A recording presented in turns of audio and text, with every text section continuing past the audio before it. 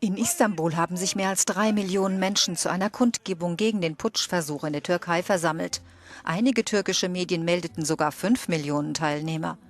Vor dem Staatspräsidenten sprachen Vertreter der Opposition, der Militärchef und Ministerpräsident Yildirim. Zum Thema Todesstrafe sagte Recep Tayyip Erdogan: Wenn das Parlament dafür stimme, müsse dieses Votum umgesetzt werden. Wenn das Volk die Todesstrafe will, dann sollte dem Willen des Volkes Folge geleistet werden. Deutschland warf Erdogan vor, kein demokratisches Land zu sein, da er nach einer gerichtlichen Entscheidung in Köln bei der Kundgebung gegen den Putschversuch nicht per Videokonferenz zugeschaltet werden durfte.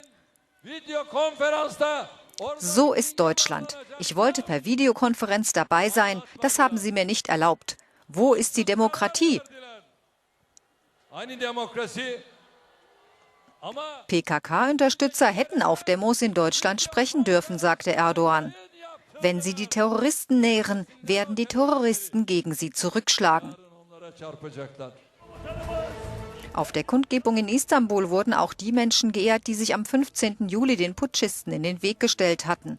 Die Massendemo war der Höhepunkt der Anti-Putsch-Versammlungen.